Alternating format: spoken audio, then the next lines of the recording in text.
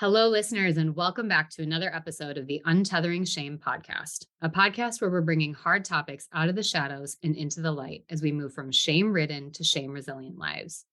Today, I have the honor of welcoming a dear friend of mine to the podcast, Jamsheed Amiri, who I have honestly been excited to interview ever since he said yes. And as a side note, I really wasn't sure he would, so the minute he did, my heart was just filled with the excitement. He and I have been friends for 13 years, which is something when I told him offline, we were both like, holy cow, how did time pass so much? Ever since I met him dressed up as Aladdin Halloween night in 2010.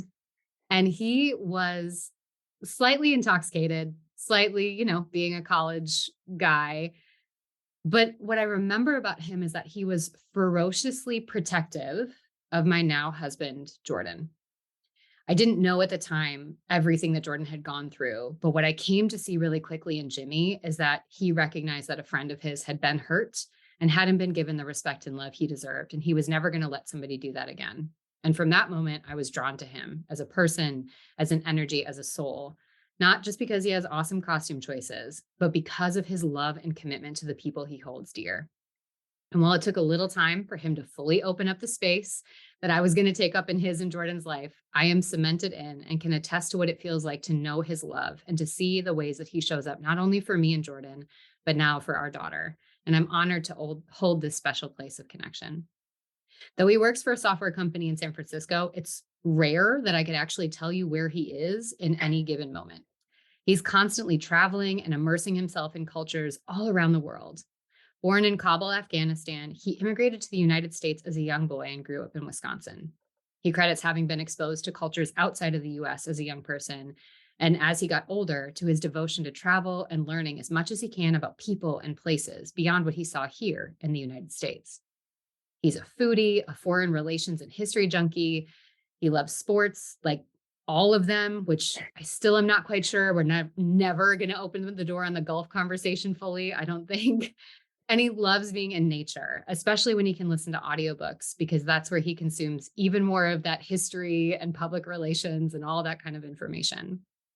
One of the reasons I was excited to talk to him today is to talk about what it was like for him to immigrate to the US and to try and find his footing, feeling invisible, outside of, and often dismissed as a brown person in a very insular community, only to, in one day, suddenly feel like all eyes were on him, everyone knowing where Afghanistan is or was, and fearing him purely based on the color of his skin. Over the years, I've heard so many stories from him that are unfortunately societally normalized traumas for Middle Eastern people, not only in the US, but throughout the world, and it's heartbreaking. It truly shows the power of marketing, the branding of an entire people as dangerous and bad. I've always wondered how he never became jaded. Why is he still open to people, the world, constantly traveling and wanting to connect in a place that has said connection isn't a space for you? And it's that curiosity and openness that made me so excited to be here with him. So let's get started.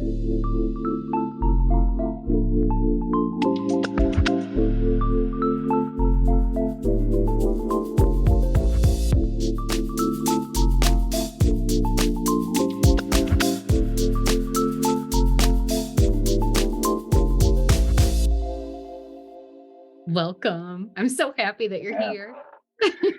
Man, that was amazing. I want you to send that to me, and I can have my best man give that as my Yeah, wedding there you speech. go. Slightly intoxicated is it's a very nice way to put that night, that Yeah. Halloween night. Yeah. Well, I had to preface it by like being a college guy, like out with your friends. It's Halloween. If anyone's from Madison area or knows State Street, like there's a lot that happens there. And yeah, it was one of the most, I would say, like empowering and like awe inspiring meetings I had with somebody, because at the time I remember you guys were talking about going to Vegas. And Jordan was Yeah. like, no, she's coming. And you're like, and like quickly put a hard stop to that. And I was like, what the My fuck is goodness. this? What is happening here? And I know we've talked about this before, but it's still one of my favorite things, because at first I was so butthurt. Like, why am I not instantly being loved? And then when I got out of my own feelings and realized like, this is a person trying to protect someone, protect Jordan, somebody who's so emotionally just deep and not, I don't want to say fragile, but he was in a way, like everything he'd gone through, like you were just never going to let somebody do that to him. And so it's, once I got out Yeah. of my own ego, it made me love you so much more. I don't know what it is with I don't know if it's an immigrant thing or what it is, but like the trust aspect when we open up or when I open up to somebody, and it's the same thing with Jordan. It takes time for me to trust people. Hmm. Some of the best friends that I've had through the years, they've been friends with my brother first, my older brother. The same thing with Jordan. Hmm. Same thing with several other of my best friends. They were friends with my brother first, and then me. Yeah, I don't know what that where that stems from. But once like I can trust this person, and it was the same thing with Jordan, where we just became, he's like a brother to me. Hmm. And I knew some of the things that he had gone through. It's like that's when you become protected because you Yeah. care so Yeah. much. And when you have somebody else that comes into that, they have to gain that trust, right? Yeah. That you're not going to do anything bad to this person that I care deeply about. Yeah. But once you gain that trust and you go past that stage, you become a part of that tribe now, and you become a Yeah. part of that family. And Well, now you're going to be that person that I'm protective over, and it's the hmm. same thing. That initial part, sorry for being an asshole, but Yeah. I just that's that's kind of like where some of those actions stem from, even though I was very intoxicated that night. But there was a moment when we, back when we used to have our Chicago trips, like pre Everly slash COVID slash moving across the country, and you and me and Jordan Yeah. would go out, and I would try to, keep up with the two of you. And that never really worked out super well. But there was a moment, I can't remember which one of the trips it was, but there was a time that something happened and you said something to Jordan. And I don't remember how it came up, but we had like gone through some of our own stuff. And you basically like put on him the same thing you did to me that Halloween night. Like, don't fuck her over. Don't hurt her. And there was this moment that you did that. I was like, I'm in. Like I knew it, but then I felt it. And it was this idea of like, it had nothing to do with, him being like your bro or anything like that. It was like, no, I want the people in my life to be treated with all the love and respect they deserve. And I expect that they're going to treat the people in their life with all the love and respect that those other people deserve. And that is, I Uh, think, you're somebody that is very much about shared accountability and recognizing what is and is not our role. And that's, I think, just such a mhm. key piece about who you Yeah. are. Wow, look at that. We came full circle. I know. I know. We can just stop here. We did it, right? Okay, but Yeah. tell me, so I met you, in college. You were like what, midway through your college years at that point. So that was 2010, or you were almost done with Mhm. undergrad. But there's a whole Jimmy before you were 21 years old. And so tell me, I mean, who were you? How old were you when you came to the US? What was it like? Do you remember sort of the culture shock feeling? Tell Yeah. me about that Yeah. version. So so in 1996, um, that was the first time that the Taliban took over. Most of the folks nowadays, they picture what happened in 2021 with people, clinging to their lives, trying to escape the Mhm. Taliban by, falling to their death from planes, and that chaotic scene Mhm. that happened for originally in 1996 when the Taliban took over. I was born in 1988 in Kabul. And at that time, we were in a war against the Soviet Union. It was towards the tail end of that war. So all I've been exposed to has been this war torn country Mm. since being born. When it comes to where I'm from, where I grew up, etc. And my dad worked for the he was one of the economic advisors for the Democratic Party that was in Afghanistan in 1996. But being born in '88, we traveled from Kabul to Peshawar, Pakistan, often due to the war. Mm. And in 1996 when the Taliban took over. We were able to. My dad was in New York. He was at a United Nations meeting or something was going on there. So he was able to go from New York to Wisconsin. The reason why Wisconsin, usually with immigration, you go somewhere where you have some sort of a community, some sort of comfort level. As you leave, your family and your whole life from one Right. country to another. Dad chose Wisconsin because my uncles and my aunt were already living there. So it took us 2 years in 1996 to go through the political asylum paperwork. That's Jeez. pre 9/11. That's pre some of the things that we've put in place in terms of our immigration laws. That's how long it took.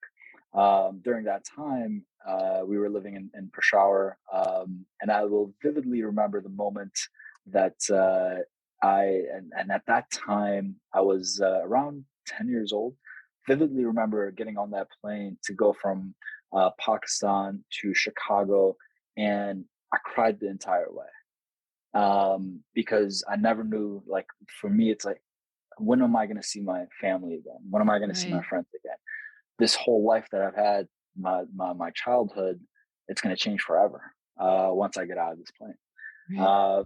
And the first thing that I remember when I first got to the States, um, there's not that many fluorescent lights.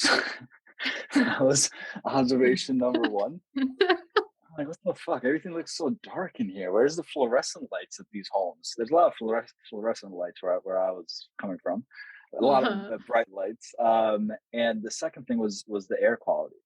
It Mm. was right around fall. It was like November, I want to say 1998, when we moved immigrated from Afghanistan to Wisconsin, um, and that air quality felt felt great. But then Mm. trying to assimilate to the culture was very tough. I only knew three words: yes, no, and maybe. And for my dad, seeing some of the struggles that he went through, it was just his income raising five kids.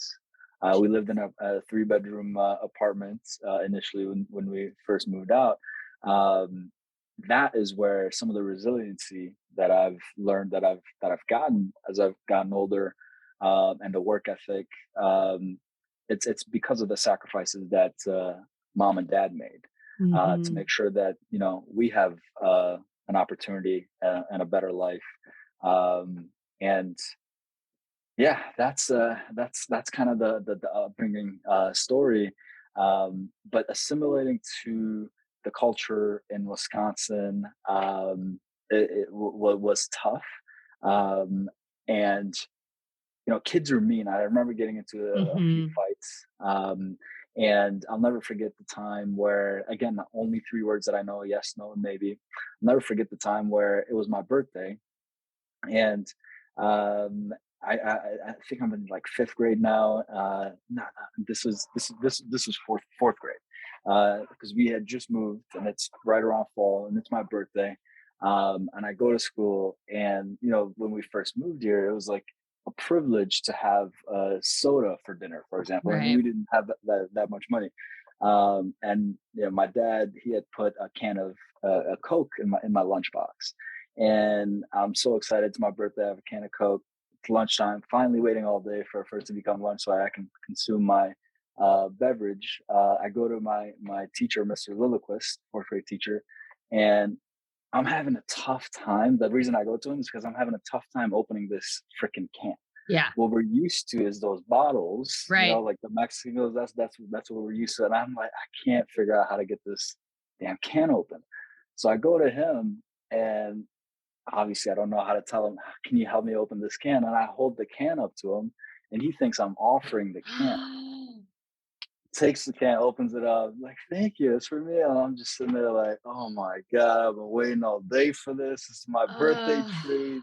Um, Finally, when you surround yourself with the school and the media and the television, and everything is English, you tend to learn the language very quickly.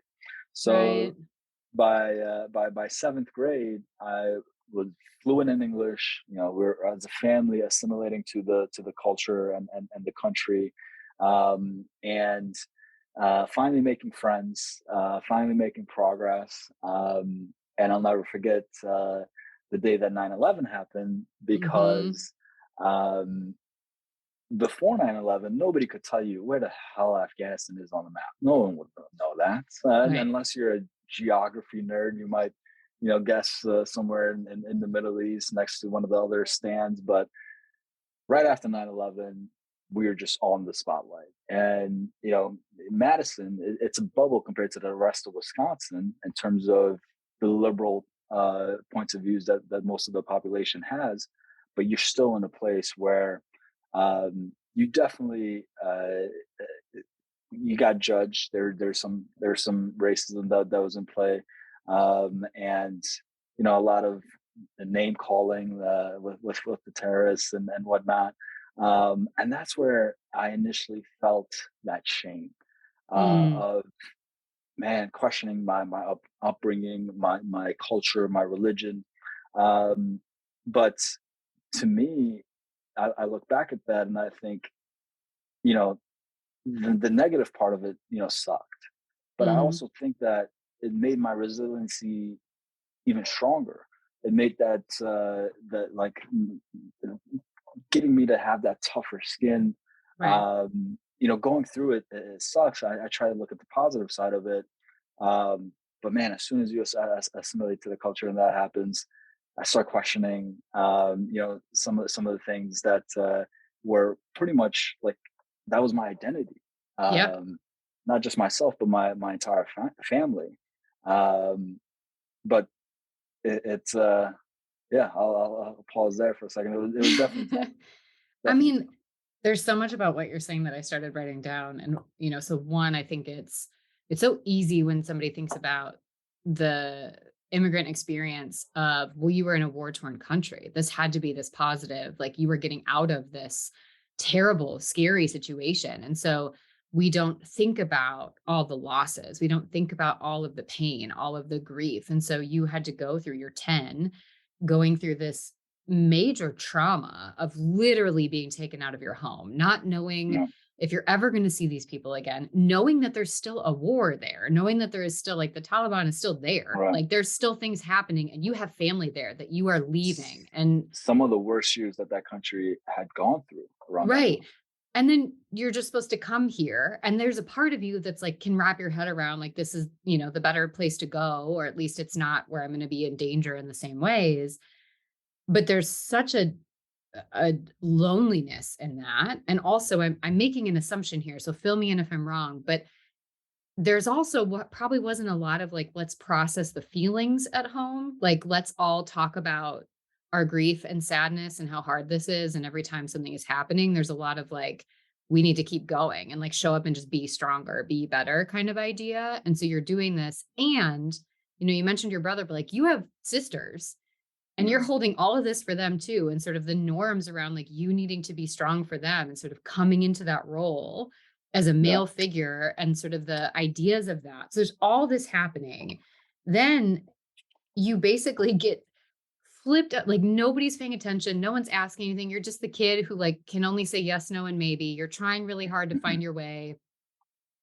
And then suddenly everybody has got a judgment about who you are. And you yeah, can't undo that. And the older you get, the more of a threat you were in our culture, like in yeah, the US, like that's 100% what was happening. And so you're just sort of going deeper and deeper and deeper into this. Well, you still have to figure out how to be okay.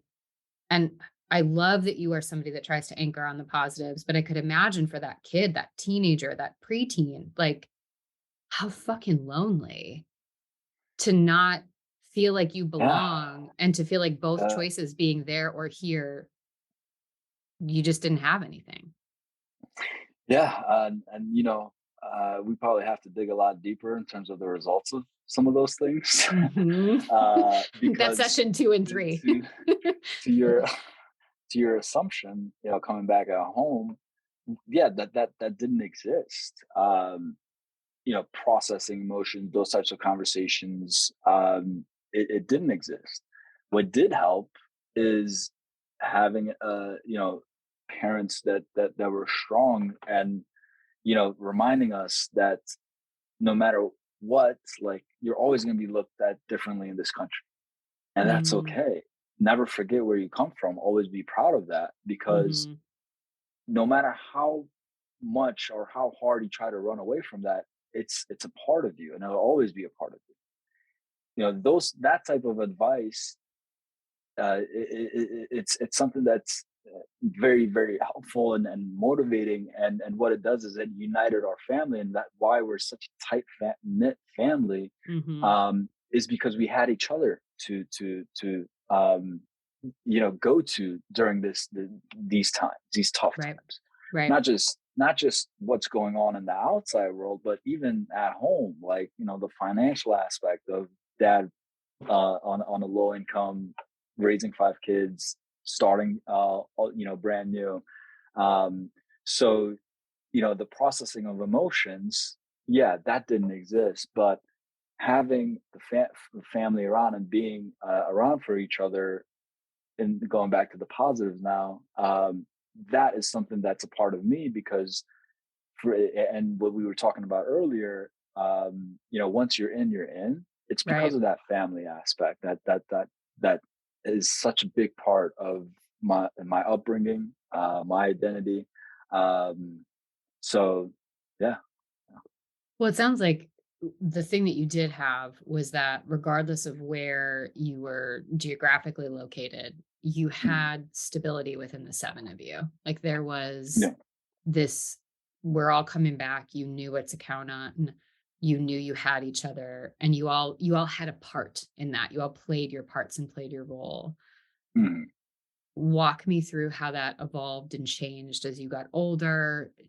You started to immerse yourself more here. You're getting distantly away from family, in Afghanistan. You didn't get to go back regularly. It wasn't like you had this No. constant reconnection. And so, what was that like for you? What was it like for you, again, being male and sort of as you got older and the expectation and the norms and your wants based on how you wanted to show up for your family, given everything they struggled with too. How did all that come to play? Yeah. So the family back home, it's still a big part of the relationships that I have, and that's something that will always be there. And anything I can do to help, my aunts, my cousins, my uncles, I'm there. Whether that's a simple, helping with certain, donations, Right. sending money, whatever that might be. But they that's something that I try to prioritize. And I've had a chance to only go back once. That was in Hmm. 2018. And going back, like, taking that trip, before and after that trip, that was such a, like, life changing experience for me in terms of growth that I had. When we were talking about earlier, like, before, it was hard for me to open up, show Hmm. vulnerabilities and everything else. It's all because of what I experienced during that trip. Going back home was so special to me. Everything seemed so much bigger when I was a child. That was the one recognition that I had. Everything's a lot smaller when you're an adult. But the other thing was that, I got to learn so much about myself with all of that free time to really process some of the things that has happened in my life. Because I'm going to go back to your initial questions. In the U.S., what you do is you go to school, Hmm. until you graduate high school. You graduate high school, you go to college. Graduate Hmm. college, you have to have a job lined up, or else what's wrong with you? Why can't you Right. get hired? Right. Something must be not right. You get a job, you work until you're 60, 65, you retire. That's your life. But what that little break, that sabbatical, what that led me to be able to do is actually stop and then get out of this go go go, like, The rat hustle race. oriented mindset, this rat race, and really, take some time away and reflect on my life. Mm. And that was the growth moment that I had, where I learned so much about myself, and some of these emotions and these things that you brought up, that I faced in childhood. Being able to process that at that stage in Mm. my life was something that, changed me as a person. Night and day difference, in terms of, you know me, myself, my growth before that trip versus after that trip. But coming back to the growing up. Um, so after 9/11, a few years later, in 2007, my dad passed away when I was 18, and he was definitely my best friend. Spent a lot of time together. He was the one that introduced me to sports, to golf, to Hmm. foreign relations, to politics. That was his background.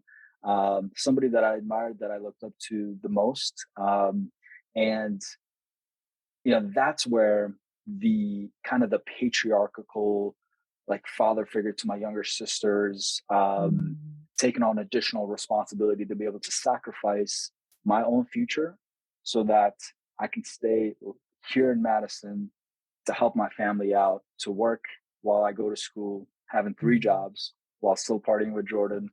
Um, I wasn't privy to some of the privilege that other kids might have, where they Right. have more time to study or more time to, have fun, go to the library, go to the games, where, I had some of that time, but I also had to work in order to pay for school. Right. And then also be able to, provide for my family, and be this father figure type of, um, you know, have that father figure role for my younger sisters. All of that at the age of 18. Right. So, that was is another experience, and something that we talked about earlier in terms of shame, is that you can't show weakness in that Middle Eastern patriarchal type of role that you have to play. And growing up, I was that way until some of the changes that I've had as a person and some of the growth that I face, where I'm like, it's okay to be able to Mhm. show vulnerability and then show weakness. But at that time, it was hard for me to process emotions Right. because I couldn't show any weaknesses. Right. And it, you know, it was definitely tough. But reflecting on it, it makes a lot of sense, based on how I am as a person today. Well, and I think, I even wrote down as you were talking, two parts seem really interesting to me. So, one, you had influences both from, Afghanistan, of some of the cultural norms there and the sort of patriarchal norms within your family.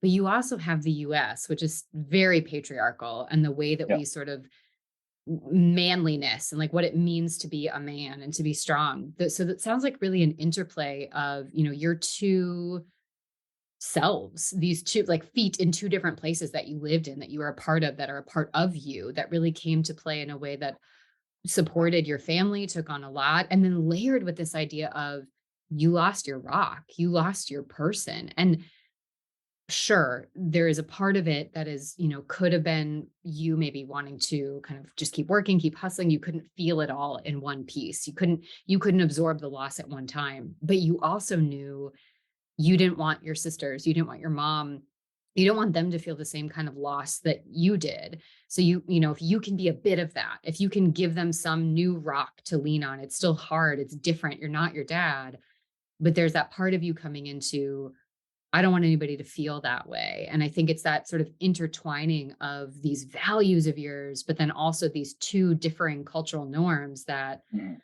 all coming together, like put this pressure on you. And I'm assuming it's confusing because there's a party that wants to be that person. There's also the part of you that wants to do what you do now, which is take a breath and feel something on a different Mhm. level and know it's okay to do that. And you weren't yet safe in your own body and in the world you existed in to do that for so many different reasons. And I can't imagine how lonely that must feel to be holding that all as one person. Yeah, and I think the last part that you mentioned, I wasn't there to feel that, within my own body. Mhm. I think it also comes from the like the level of confidence you have as a person, um, of who you truly are, and being able to accept that. That takes Mhm.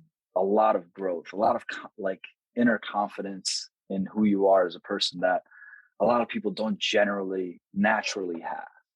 And how I used to hide some of those emotions were around insecurities, you know, certain confidence that was not like real confidence, natural Hmm. confidence. It was just, again, not show weakness, be this, dominant male figure, and skip all of these, or not address some of these things, that these trauma, or some of these things that I've faced throughout my whole life, and just pretend that they don't exist. Hmm. Um, but then again, like, when you actually open up, when you actually have these conversations, when you actually show some weakness, when you actually accept who you are as a person, and that it's okay that you face some of these things in your life, that's where you have that growth, and that's where that natural confidence develops in yourself, and in who you are, and that leads to even more dialogue and communication and openness with others. But I didn't get to that point until 2018, when I was 29 years old. Well, and I don't know if this is actually a real word. I'm pretty sure I just made this up, but I feel like it was, as you were describing that, I think back to, people that we knew in our 20s and that we would all be together with. And there's a certain degree of like performative swagger, like kind of this, I'm I'm masking an unconfidence with a certain degree of confidence and playing into certain roles and certain pieces, whether that is style or like the ways that you party, the sort of safety. I think you were always sort of the fun one too in spaces, which is a big thing. I think a lot of people, particularly when they're a minority identity, they assume this role too because it's safer. And so you're the person like, let's get shots, let's do this. And obviously now we're a lot older. So it's like, let's get coffee and go on a nature walk. But it's this idea of like, you almost had to create safety for other people so that you could feel a part of something, but it was all performative in some ways. And then you found genuine connection in it. But Mhm. I'm assuming there was a lot of like swallowing of other people's ignorance. And so there's these big ticket biases. Like when we talked about it, your airport stop, I forget where that was when you were in Asia and you like got taken aside and like this terrible, like anyone can look at it and be like, that's racism. But my guess is you had a lot of these little ones and you still have a lot of little ones. And so there's this like learning when and how to push back and the confidence to say something when you need to, but the confidence to not always say something, to not let that be yours because that's someone Yeah, else's ignorance and not that doesn't make you different or like you have to prove it. Does that make sense? yeah, and yeah, that was in China. Yeah. Okay. I sorry I I thought, but I didn't was want to shout out the wrong country. I was detained for I want to say like 3 or 4 hours or so. They took every single luggage, everything that I had, Mhm. besides my clothes, passport, luggage, um, my airplane ticket, and I wasn't even going to China. It was a connection from Malaysia to LA. I was done with my sabbatical, my trip, and I was coming back home. And in that connecting flight, they pulled me aside, detained me for 4 hours. And I can't believe, I have so much respect for the folks that go through this and actually like don't break. At a certain Mm, point, I was just ready to like be like, I'm done with this. I don't want to answer any more questions. Just put me to jail. Like I'm mhm, done. I can't. And that was only 4 hours, a few hours. People go through these for days or weeks. mhm. The mental strength that you have to go to have to go through that. So much respect for that. But I tried to peek over to see what they were doing. They had a hard time speaking English, and I could see they were holding up my passport picture against this database of um, what I'll call other Muslim-looking males with Fucking A. beards and Mhm. some of the turbans and whatnot. And I understood what was happening. And at that point, I had a realization of okay, now I understand where this is coming from. Mhm. I thought that this was, this happened in the U.S. I get, we had 9/11, we have TSA, we have all these things. I always get randomly Yeah, screened quote for unquote additional random. screening. I'm Mhm. used to it. So at a certain point, you're just like, oh yeah, just something else again. You go through it. It's sad because it just becomes a part of you. Right. And when you tell this to the story to certain people, they're like, "Oh my God, I can't believe you're going through this." You don't even sit and think because it happens so often that you're just like you're expecting. Right. And then when it happened somewhere outside of the U.S., I was questioning like what's going on. And when I found out what happened, that's where I'm like, okay, I understand where this is coming from. And it always, when you talk about the ignorance, I think we were talking about this before. Um, curious, but not ignorant. But the ignorance of it, it always comes back to what my dad had said, and that is never, forget where you came from. Be proud of that. That's who Mm. you are. And that's what that is. That relief that comes over me to know that um, I'll sidetrack for a second. When I first got to Afghanistan in 2018, for the first time in 20 years since I moved to the States, there's the two realizations that I had as the plane was landing. First one, as the plane is landing, I look around we're peeking out the window, and I see so many military planes, U.S. military planes. There's drones, there's helicopters, all these fighter jets, etc. And you're like, okay, I feel a little bit safe. There's a lot of huge U.S. military presence since 2018 when the U.S. was obviously still Hmm. there. The second thing was this is the only place on earth that I will not be looked at differently, and Yeah. it gives you the sense of home. And that's where dealing with some of that ignorance in some of the things that I've faced, not just in the airports, but when I was in college, as I was mentioning, I worked multiple jobs. One of those jobs were customer facing, was in retail, was at Woodman's. And Hmm. some of the questions that you get, like, "Oh, that's such a cool name. Where is it from?" Afghanistan. Oh, then they look at you differently. Hmm. Hmm. And one of the things I'll mention is that there's a lot of people that say certain things. The ones that have that intent behind it, those are the ones that I disengage with. Mm. The ones that are like, you see that they're not exposed to a lot of things, Right. but they have good intent. I try to teach them Right. because they're generally curious, even though they might sound quite ignorant. Like, oh, what's it like there? It's a normal country. It's Yeah. like everyone still lives there. I have family Well, there. What do you want me to to do? be fair, you It said means, the lighting is way different. So maybe there is that, there is that piece. I should explain that, but I don't think Right. they're asking about lighting. But going back to it, it's always that core value around be Yeah. proud of where you come from, your culture, your upbringing, because the more you embrace it, the better your life will be, as opposed to Mm. the more you become this use it as a victimhood method, or try to let it get to you, or um, engage in certain things. It's just nothing good comes out of that second part Right. versus embracing who you are. Yeah.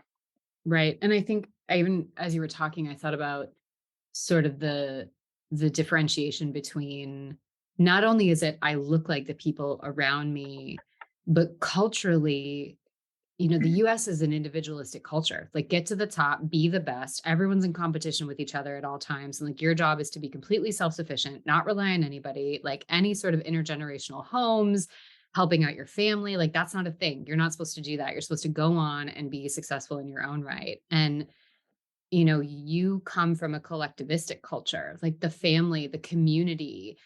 Yeah. You aren't the important part, the collective is. And so there's two aspects of, not only do you not have to be worried someone's looking at you differently because of the color of your skin, but also it's not about me. So you could step away from some of the pressure gauge and the buildup in the US of like, go, go, go, compete, compete, compete, get to the top, which can take a value of yours, like being stable, being able to help your family, and it can take it to a level that's no longer healthy, because now it is about being the best, making the most money, doing the most things. And so I think you got a Mhm. breath from that, which I can imagine helped you in that recentering of like, what's actually important to me. And how do I want to live my life? Because there's more than just work until you die.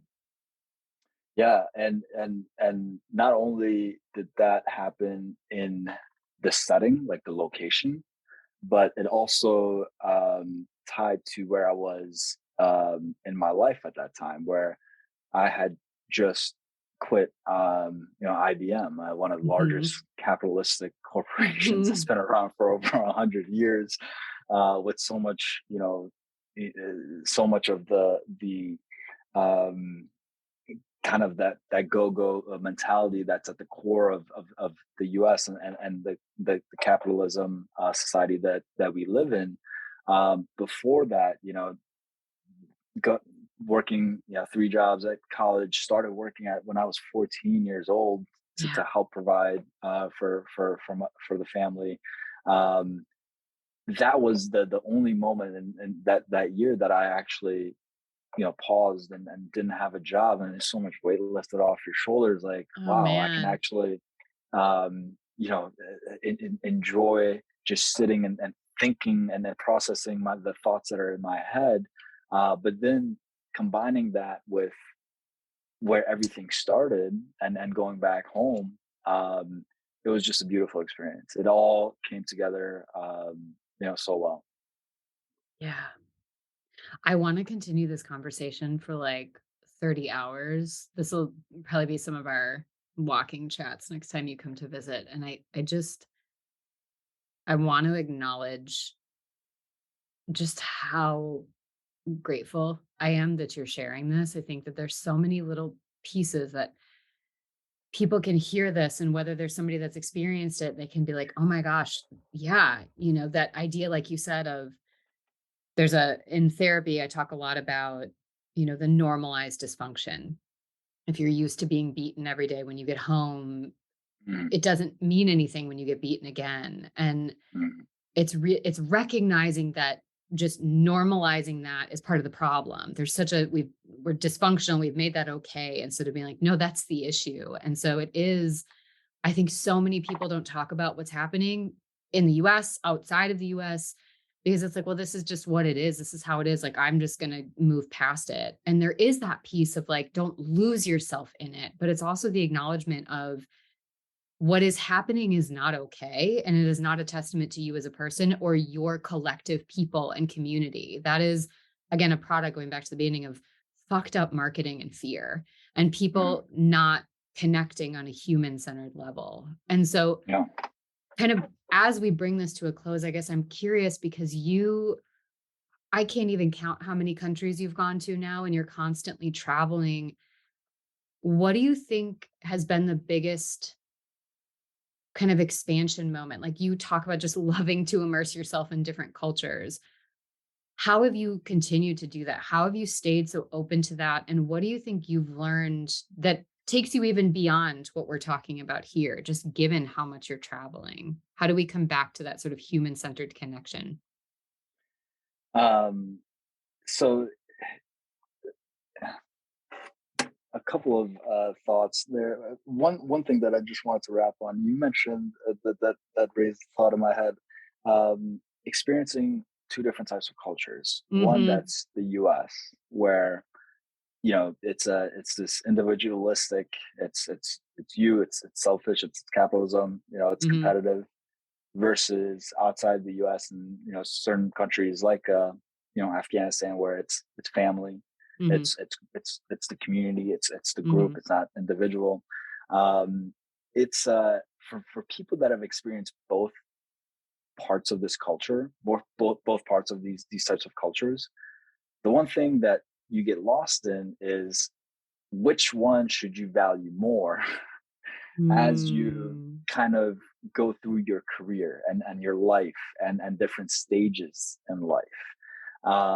Because there are certain things that will point you towards one direction. Right. There are certain things that will point you towards the other direction. That comes to what I was talking about earlier, the relationships that I still have, the phone calls, the family back home, family here, family, Right. throughout the US. And then you're also immersing yourself in, I'm in, Silicon Valley and tech, and then, that's very competitive, and Mm-hmm. and the capitalism aspect of that, of doing well, being number one in the field that you're in, or in your current role, and the accolades that you might get from that. That is something that I tend to struggle with a little bit, Mm, because there's so much time that you have. um, and to be able mm, to live in both of these cultures can become a little draining at times. But um, back to your other point around traveling the world, and what I've learned, it's just something that I'm very, very passionate about. And it's something that at that time in 2018, um, there's so much that I had gone through in life, and I'm searching for happiness, and what is that family, and I had a relationship at the time. If I would have stayed down that path, is it career? Being at IBM in Chicago, I could picture where my life was going.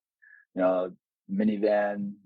Continue to get promotions, get a house in the suburbs. The kids and everything else, and I wasn't ready quite yet because I didn't mhm. experience some of the things that I'm passionate about. One was always travel, because of the fear of the other side of what's going to happen if I quit my job? What's going to happen if I make some of these changes? This is Right, all I've known since I was 14 years old. right. Now at the age of 29, like, you have all of these fears that are going through your head. And it was very nerve wracking, and I had no idea what to do at that point. Do I quit? Do I come back? What should I do? That passion, all for travel, for immersing yourself in different cultures, and food, and language. It all stems from the upbringing that I've had. And for me, searching for happiness, not finding it because of some of the struggles and some of the trauma and some of the things that I've faced my whole life. In Chicago, what culminated that whole experience was, for me, it's like, I'm doing well, I have a great job, I think I should invest. So I buy a condo, and, like, now I'm an investor, I'm a homeowner. I'm still all of these things that I think will make me happy. The more I achieve these goals that I Mm, have, the less happier that I became, because I found less things to pursue. mhm. um, and that's where this kind of taking a break, and taking a sabbatical, going on this trip, it all happened on a whim. um, I was coming back from my grandpa's funeral for my mom's side of family from Germany, and I just decided, last minute, 30 minutes before boarding my flight, that, you know what, I should quit my job and then pursue some of the things that I'm passionate about, because life's too short not to be able to do that. And I'm so glad that I made that decision, because it opened up my eyes to the world, to travel, to learn about human beings, and it made me realize how overrated the U.S. is. Because you get to experience these other countries and these other cultures, and you realize that most people are actually good people, Yeah. and most people want, strive for happiness, to be able to provide for themselves, and their children. And what the U.S. does is they do a fantastic job of instilling fear, Mm, and that 1% of the population that might do certain things that are outside of the norm, right, that's what gets magnified. right. And that's why the US and the lawmakers and the Fox Newses of the world, they instill all of these fears, Mhm, so that they can pass these laws that lead to the experiences that some of us have in this country, such mhm. as the TSA, the racism, etc. Right, right. And when you get outside of that whole culture, and you experience other parts of the world, you realize how much of all of that media is just talking points to be able to instill Mhm. fear in the population, um, for certain agendas. Well, and even, as you're saying, that's the 2 things that came up. One, I never put the picture together of So when you go through childhood trauma, or depending on the dynamics with family, with what you go through, there's a term called parentification, which basically means that you're put in a position where you absorb. It could be the financial or the sort of task load, but it can also be the mental emotional load of more of an adult, of a parent. Mhm. And I never really connected the fact that you were in a position of traumatic parentification, of like, I got to help kind of be there for my sisters. When you first moved, at 10, you're already starting to do that. You're already sort of elevating beyond the normal 10-year-old experience. And then with everything with your dad, with your whole family, like, you didn't have a childhood in many ways. You were a mini adult that was expected to do all these things. And so you didn't get the same opportunities that other people had. And we're not saying that there's anything, like, we're not knocking anybody else that did that, whatever. We're not Mhm. knocking any of your situational pieces. It's just the way that your life was structured. Yep. You were courageous enough to honor the fact that you didn't get these things that you needed to have, because you could Mhm. see the rat race in front of you and saying, I don't want that, but I know if I don't do this now, that's where I'm going. And I think the second piece that came up for me as you were talking is your traveling sort of took away the globalization of the they and the fear and this, like, not a higher power that's telling you that you're wrong or broken or less than, but it's such a global blanketing. It's like glitter. It goes anywhere that it touches. And this idea of like, well, your skin tone means this. You do that, like, this is what it means. It's such an embodied way of living. It's when you talk about air quality. Like, sure, it might Mhm. have been a different air quality in terms of like pollutants in the air, but the pollutants were metaphorical and really fucking toxic. And so when you Mhm. expanded outside of that, you were able to go back to, oh, that's just a man.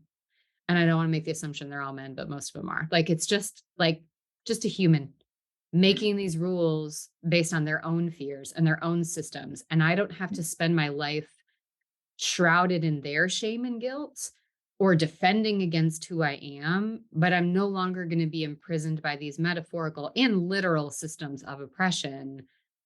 And that, I think, is the goal we want everybody to have, regardless of the different identities and where they're going. And it's a testament, I think, to Mhm. who you are. And shout out to every fucking person in your family, because just the ones I've met, I'm like, I get it. Like, you all really, like, everyone cares about everyone that comes in their circle.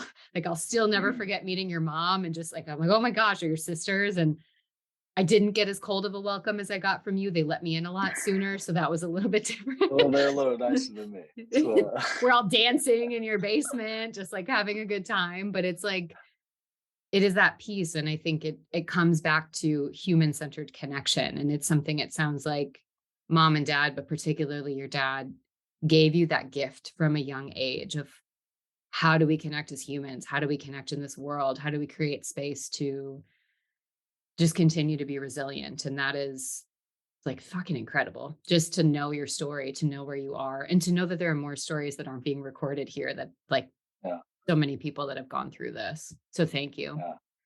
Yeah, and the final point. I know it's the U.S. is overrated, but it is. I have a lot of gratitude, and I'm Mhm. very thankful for the opportunities that it has been able to provide, not just me, but my family.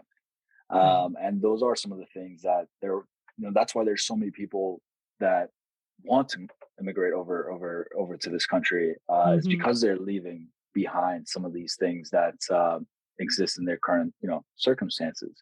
And you know there are certain times that I do think about the opportunity and the sacrifices that my parents made for us to be here, to even have an education, to be able to go to school.